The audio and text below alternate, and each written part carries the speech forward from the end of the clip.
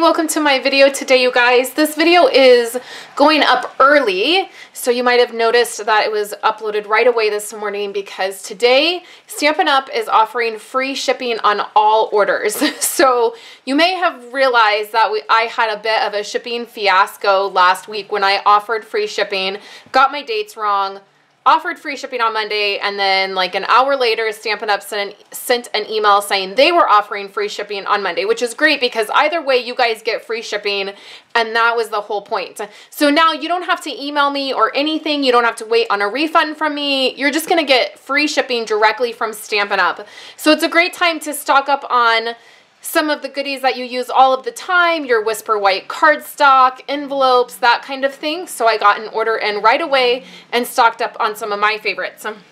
So I want to make a card for you guys, and we're using a ton of product, and we're even using a non-Christmas stamp set.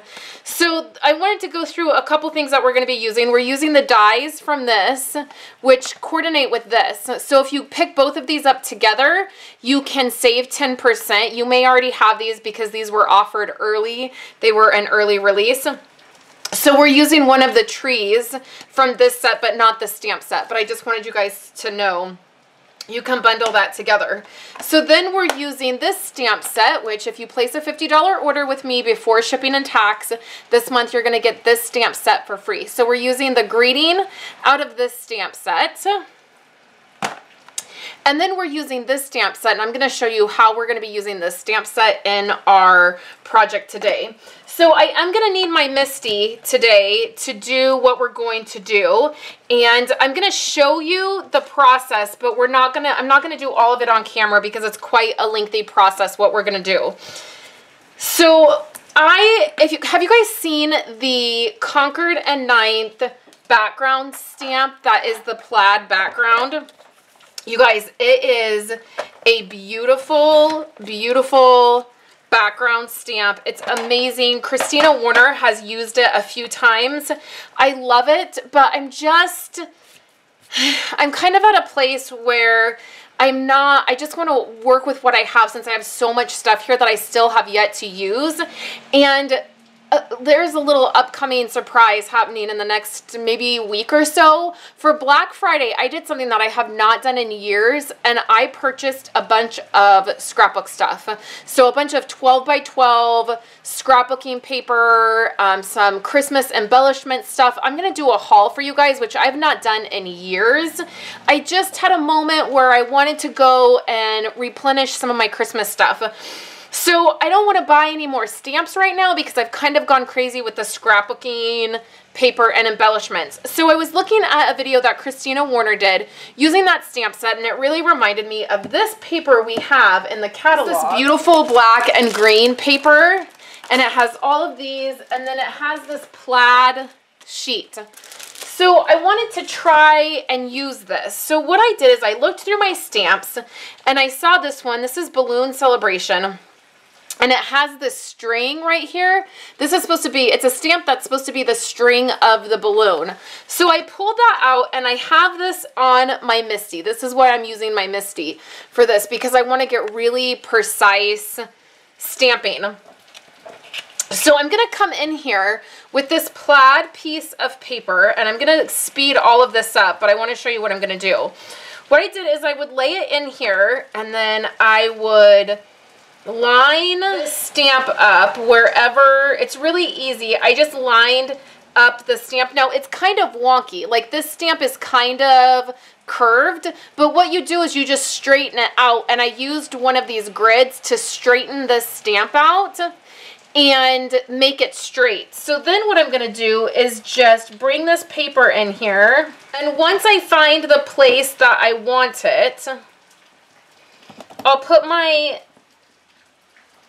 magnet down, and I will show you an easier way to do this if you don't want to go through all this work. So this is a little bit of work for sure. So now what I'm going to do is take my Versamark ink, because I want to emboss gold stripes onto this. So then we'll come in, we'll press this down, open this back up, hopefully you guys can see, And then I'm going to move this down slightly. This is where the most of the work is going to come in, is moving this paper around. But kind of once you get going and you get a feel for what you're doing, it goes pretty fast. So what I do is I do about 2 at a time. I'm always afraid my Versamark stamped image is not going to stay wet enough. So what I'll do is I'll come over here. Now, I have this snappy tray I usually use. This is such a small piece of paper. I can probably just manage to get it all back into the container.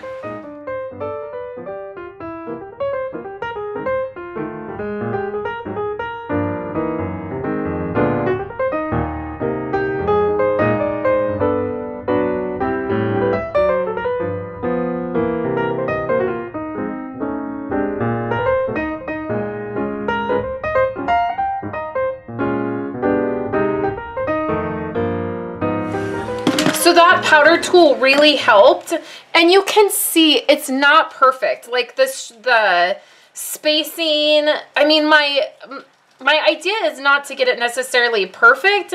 It's just to add these gold stripes in here, and then I'm also going to do it long ways, and I'll show you the stamp is not necessarily long enough to accommodate it long ways, so we got to work with it. But you can see that it's adding a really fun detail, and it really reminds me a great deal of that Concord and 9th background set.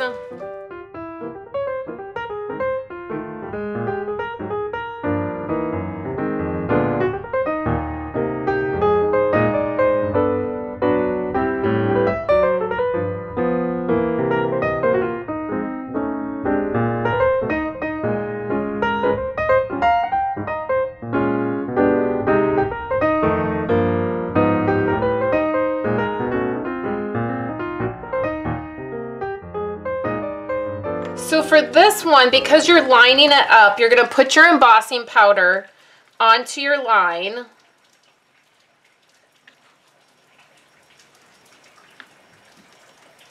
And you're probably going to have a place, see right there where it overlaps. So what I do is just take a brush,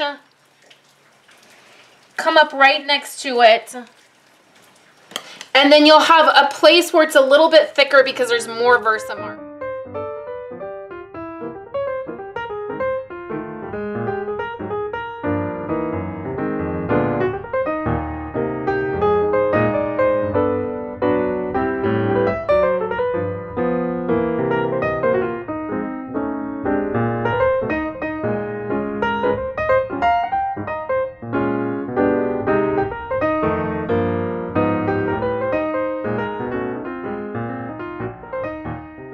Okay, so you can see that this last stripe is not as crisp and clean as my other stripes are, and that's okay. Again, it doesn't have to be perfect.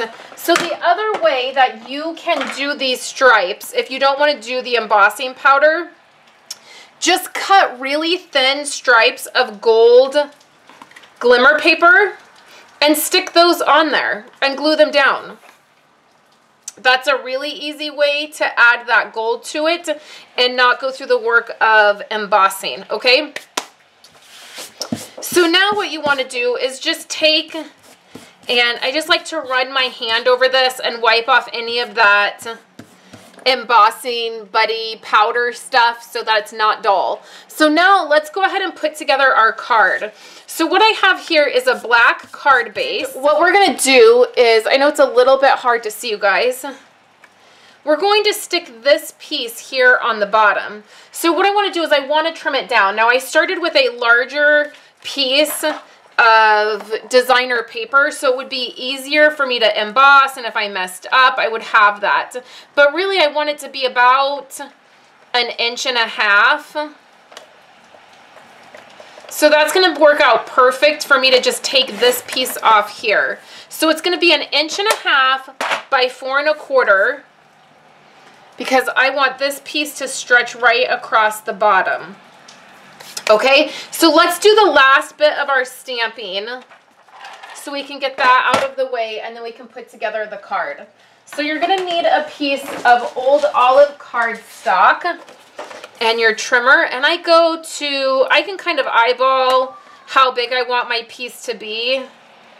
Maybe about a 1/2 inch, maybe a little over a 1/2 inch, just a pretty thin strip. I'm gonna wanna make sure that my Deck the Halls greeting is gonna fit on there, and it looks like it will.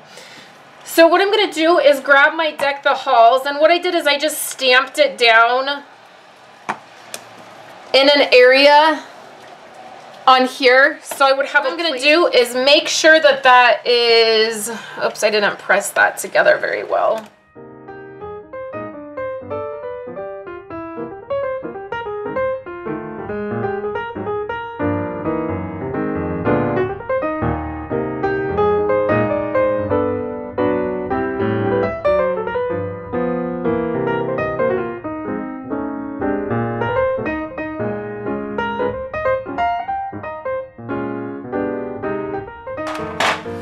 Here's our card base in black, basic black cardstock. And then here is our plaid piece. Now I'm gonna put the plaid line that's not the best pointing up, okay? Because I'm gonna do some layers on this card. And so those layers are gonna hide any of that plaid line that didn't come out the best. So we're gonna put the plaid piece down here towards the bottom, like that. And then we're gonna put our green piece down here on the bottom as well. And we don't wanna cover up the gold line right there. So what we'll do is bring that pretty close to the edge. Okay, so we'll trim that in a minute. So the very next thing I did is I just took my smallest stitched framelit die. This is the circle stitched framelits. I use the stitched framelits all of the time. You guys know the circle ones are probably my favorite.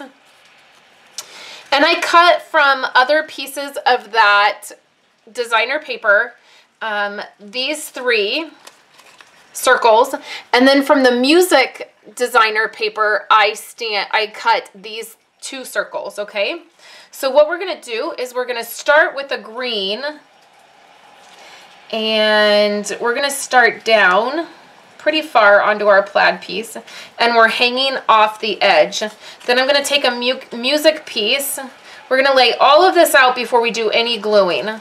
Our black piece is gonna go right in the middle, and I'm just kind of staggering these. Then we will do another green piece, and I will go this way with it. And then another music piece, and that's gonna hang off the edge some. Okay, just like this. Now I can rearrange these if they don't look right to me, if they feel off. I can move them around. I want that black piece right in the middle there. So now what I can do, and I want them off-centered and in different places. I don't want them even. Okay, so now what I can do, the hardest part is then having these glued down and keeping them in the same spot. So I want to use some dimensionals, and I'm going to start green one, and what we'll do is we'll just have this go straight down. And then we'll do the music note. Oh, see what I just did? I knocked all that over. It's okay.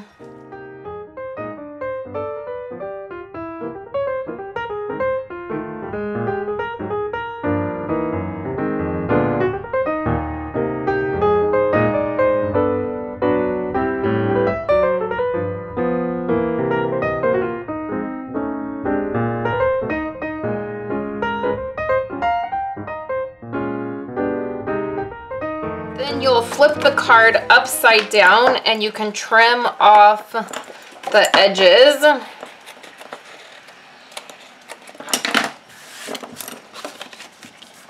Okay, and then we have our tree, the glittery tree we cut out. I just did this with glimmer paper and then the one die from the... So we'll take that glittery tree and we'll put it right here in the middle. And then we have some of these gold faucets, which is, these are in the annual catalog, You might have got them to use with the daisy punch, but they look beautiful on these Christmas cards as well. So I'm just putting them, I'm going to do 3 of them. Just like that.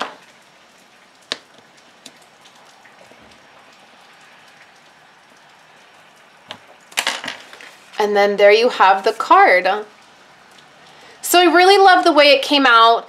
I decided to go ahead and cut all of my pieces first and then assemble the cards, since the embossing on this piece is pretty time intensive. And then what I did is just grabbed one of our Whisper White envelopes, and then I have some envelope framelits from a long time ago that just you can use. A lot of you probably still have them.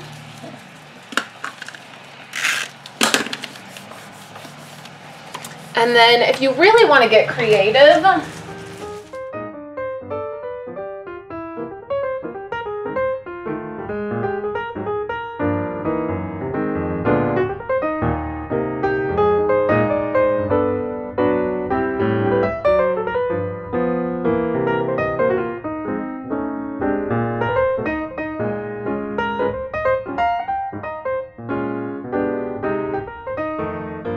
here's the card for today. A nice lined envelope. The flap has some designer paper. And then all I would do is put a white piece of cardstock inside, so that when you write on it, you don't have to worry about it being on dark cardstock. So thank you guys so much for hanging out with me today. Don't forget, free shipping all day from Stampin' Up! And I will be back tomorrow to share with you guys my paper pumpkin kit and what I'm planning on doing it with this month. I'm very excited about that. And I hope you guys are all having a fantastic week, and I will talk to you guys later.